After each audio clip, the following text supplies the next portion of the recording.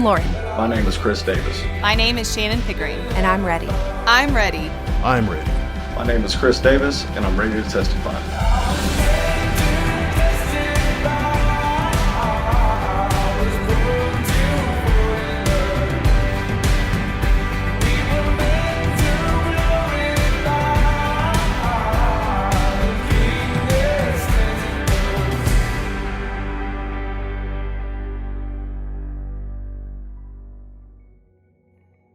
All right, my name is Chris Davis. I'm 42 years old, about to be 43. I have a wife named Whitney. I have a beautiful daughter named Harley. She's 15, about to be 16, and a great son named Daniel, and he is 6 years old. I was a type of person, I drank a lot. I experimented with a lot of different drugs, heroin, cocaine, methamphetamines. I slept with a lot of girls. I was extremely violent, and I ended up serving 13 and a half years in the penitentiary. Yeah, I think it was a whole lot of circumstances that led up to it. Well, my little sister, she got diagnosed with cancer and had passed away a little bit about 2 years after I'd met her. And at that point is when my anger started getting the best of me. You know, everything that I'd pushed down was coming up. I remember the first fight I got into, it felt good because I could finally control something, you know. So my level of drug use, drinking, and violence throughout the years just increased because I could control that. And honestly, it made me feel good. You know, when it got to, I was kind of a small guy, so when it got to the point to where I couldn't win fights, then I had no problem picking up weapons and had no problem hurting people. By the time I was 15 or 16, I already had 3 stabbings. I'd already stabbed 3 different individuals and was on probation for it. And this is by the time I was 17, I'd stabbed 3 individuals. I shot one in Breckenridge. It was just the level of violence it would just escalate. And it all came to a head when I took that man's life. The process of leading up to the murder was, around this time like I said, I was strung out on meth, and to feed my habit, I got into I started robbing dope dealers at gunpoint is how I was, taking care of my habit. And there was a guy in Lovington that was a well-known drug dealer, and he had reached out to me through someone else that he wanted to talk to me. And the point was he wanted to go into business with me rather than me ended up robbing him, because that was probably where it was going to eventually lead to. And so I went to meet him, and his proposal was that I would collect outstanding drug debts for him rather than rob him. Of course, he didn't bring up, well, instead of robbing me, but he just, gave me that proposition to start, collecting the debts for him that was owed. So that weekend I met him on 4th of July weekend, and he was taking me out in fields, showing me some old abandoned wells where I could put stuff that if things got out of hand or anything like that. And on my way back to Hobbs, I had a friend with me, and he told me something about that guy. And I'm not going to go into detail about what he told me because, to be honest, I don't know if it's true or not. But it was enough for me. If it wasn't true, I wanted it to be true because I really didn't like him anyway. So for an entire week, all I could think about was taking his life. And a week later, I'd gotten a ride up to Lovington and I took his life. My mindset right after taking his life was,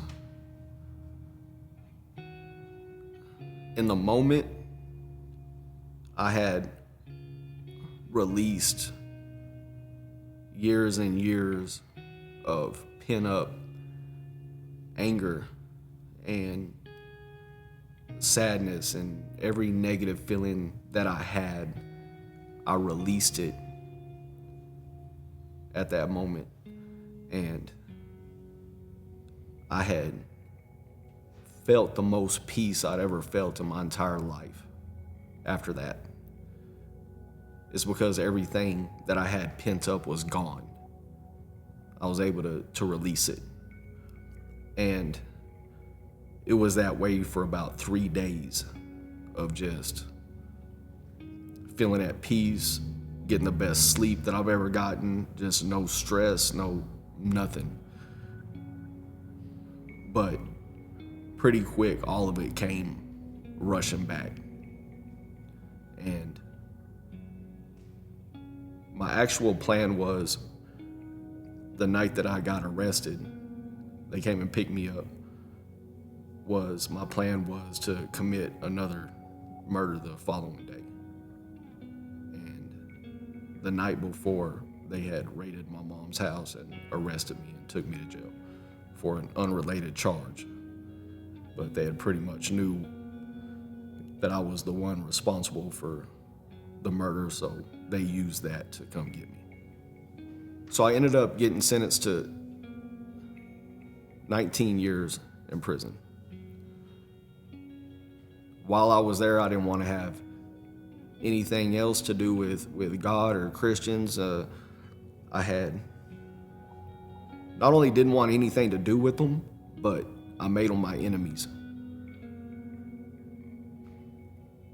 I got into Satanism, and I knew the Bible really well, so I would use it and twist it and just constantly argue with Christians and people that would even think about turning towards Jesus Christ. I would just take scripture out of context and just mess with them about it, to the point they would just leave it alone, or have them reading the books I'm reading and saying the things I'm saying. It was just that was just my mission. I couldn't stand them. There was a point in time in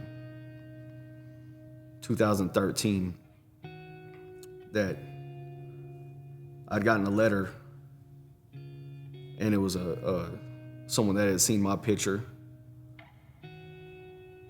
and on my mom's desk, she saw my picture and got my address and wrote me. And I started writing her back within pretty quick.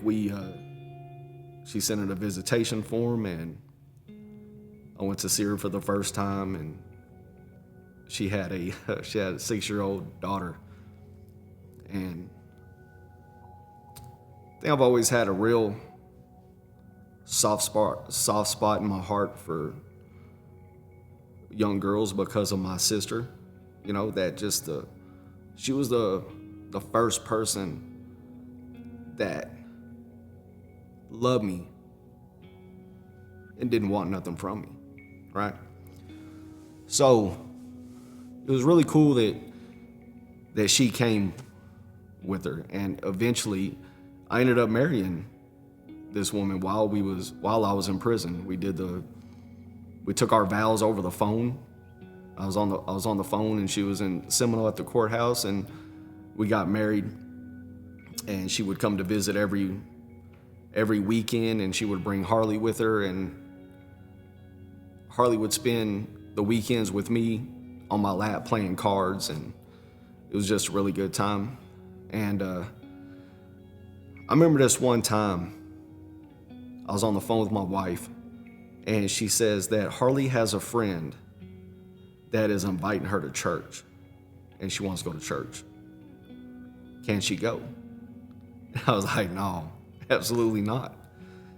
And the reasons is because I didn't like Christians. I felt that church changed people.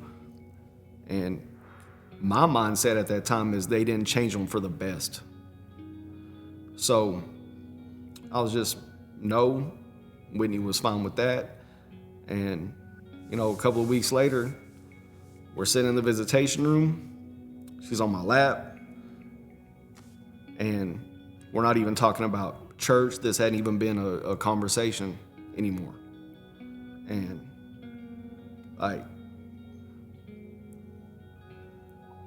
God spoke to me, and he told me, you can't keep her from me. And so I just stopped everything we was doing, and I was like, hey, you can take her to church. That was the extent of it. I didn't tell her at that time, hey, I just heard God. I just told her, like, hey, she can go to church. I didn't completely turn around at that point, but I quit practicing Satanism. I quit those moments with Christians where I would just attack them. I'm not talking physically, just verbally. He was more real to me then than he had ever been. After that took place in the visitation room, there was a couple of different things that took place. I got moved in with a cellmate that was a Christian, and at this point I was no longer bashing Christians. God spoke to me, and I wasn't about to start bashing him anymore. I still wasn't following him. I had started getting the desire to read my Bible again, and so I would periodically read it. But when I moved in with him, it was still, everyone in the penitentiary understood me to be a Satanist. So I move in with him, and he says, remember you telling me you don't like living with me, do you? And I was like, nah, man, you're cool. And he'd be like, well, thank you, Jesus. And I'd be like, man, this dude, this freaking dude. And but when you're cellmates with somebody and you get along, you share everything, you get real close. And his mom had passed away while he was in there. And the pod I was in, there was a lot of Christians. And they all wanted to take George into the cell and pray with them. And they asked me, hey, Chris, you want to come in and pray with us? And at this point, I was like, he's my friend. I'm going to support him. And yeah, I'll go in there and pray. And we went in there and prayed. And I felt that warmth again during the prayer, and it was just, so that was another step of God just telling me, like, hey, I'm here, and I ended up getting moved to a minimum restrict prison. And I got to this prison, it was over in Roswell, and they had a pod called a crossings pod. And it was a Christian drug rehabilitation type program. And everybody that's supposed to be in this pod is supposed to be, following God. And to be honest with you, I'd quit using drugs for quite a few years. Since 2010, I'd quit using drugs. And in Roswell, it was an open dorm where we're talking about 50 inmates in an open dorm doing drugs and loud, and I was irritated with that. You know, I wanted to get my sleep at night and be on my routine, and it was just coming from in a penitentiary for 11 years to where I had a solid routine and quiet, and, you know, going to that, it was a madhouse. And I ended up moving into the God's Pod, honestly, just to escape the madness of the dorms.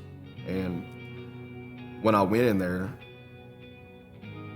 I actually started praying again and reading the Bible again, and just,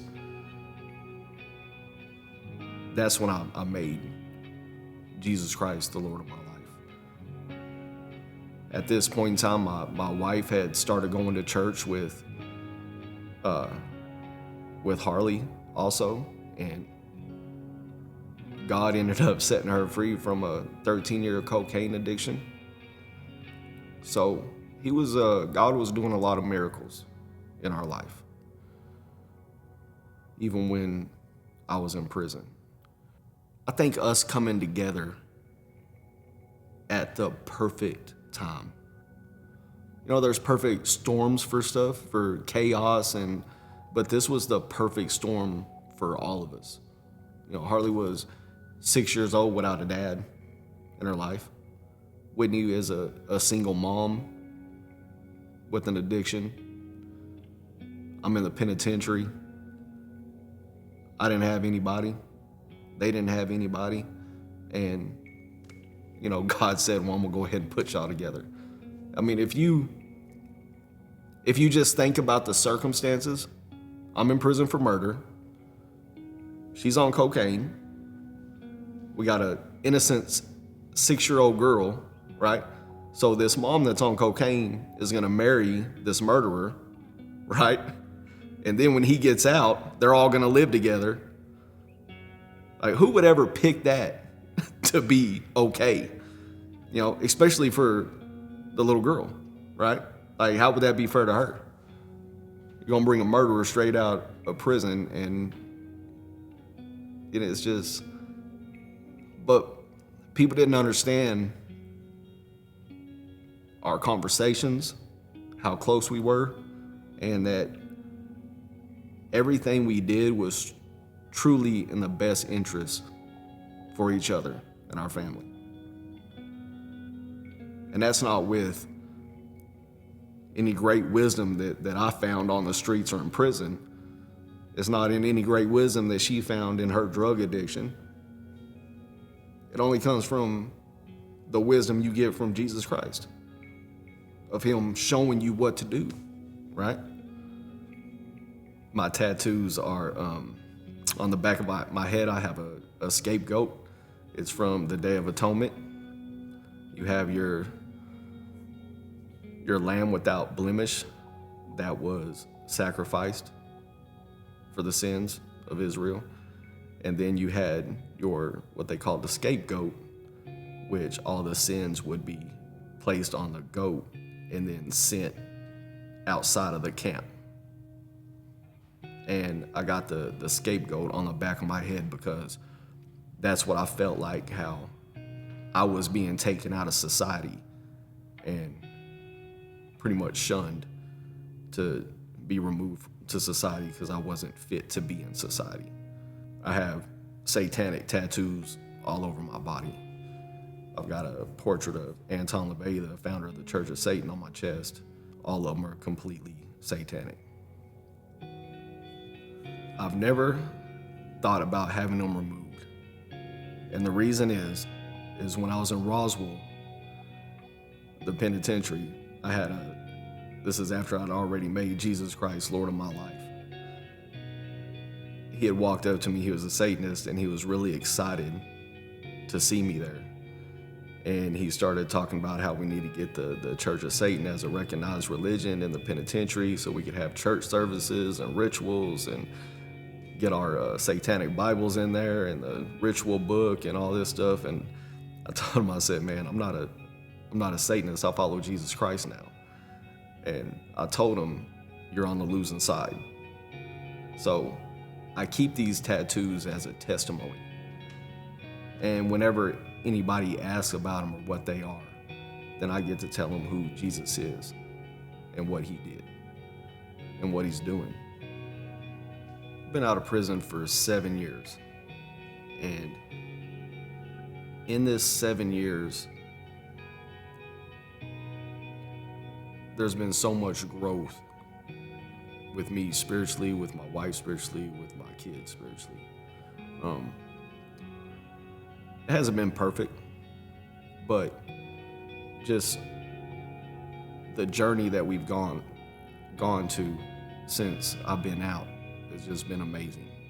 No one would think that, me getting out of prison and even for so long, for how long I was in there, and just where me and Whitney would be at today. And where we're at today is Whitney works at a place where she's highly respected and given promotions, and she's doing a great job. God has done great things in her life. My daughter makes straight A's. I've never had any issue with her whatsoever. My son's a different story. He's 6 and he's a terror, but really he's such a sweet kid. There's a lot of love in our house. There's a lot of hugs and a lot of I love yous in our house. And just to see what Jesus can actually do, taking a broken man, a broken woman, fixing us, and trusting us to raise these kids is amazing. And what we do today is we go to the juvenile detention center in Leamington, New Mexico, and we talk to a lot of young men that are in very similar situations that I was in growing up. And what that really stems from is them being in a home that they didn't ask to be in. They're growing up in a household that is not after God's design for a marriage and a family. And that's where a lot of the problems stem from. They don't have dads in the house. And like I said, a lot of them are going through the exact same things that I went through. So where better to go and tell people who Jesus is and what he can do? Because he did it for me, and he can do it for them. But they got to know who he is for them to be able to put their trust into him. I see these young men on a weekly basis, and you can see the change in a lot of them from their writings, their conversation, the way they understand things, their desire to change. Nobody wants to be in that situation. Nobody wants to do those things. We do baptisms over there. We've seen young men, after being baptized, when new inmates come into the facility, they're telling them about Jesus Christ. And a lot of them are leading other guys to the Lord. A lot of these young men get out with the very best intentions of doing right. Just like I got out of rehab with the very best intentions of doing right. And they get thrown right back into the same environment that formed who they are right now, with no guidance, not anything, just going right back into the same environments. And a lot of them come back, and only thing I can tell them is just trust the good work that God began in them. Don't let their slips and falls determine who they are. because I allowed my slips and falls to allow me to get so deep and dark that I totally turned away from God. So that's my encouragement for them as it is right now, is to just trust that process of sanctification. It's not always going to be pretty. There is hope in Jesus Christ. And that 2 Corinthians 5:17, it says, anyone in Christ is a new creation. Old things is past, new things has come. That means you don't have to stay that way. That means that when you trust Jesus Christ as your Lord, He will recreate you. You will be a new being. You will have new thoughts. You will have new desires. And there is hope. It goes on further in 21. It says that God made Him to be sin that knew no sin, so we could become the righteousness of God. And if you fully grasp and understand that Jesus Christ was treated like He lived my life, so God could turn around and treat me like I lived His life, then you will understand what the love of God and Jesus Christ is and what it can do for your life and everybody's life.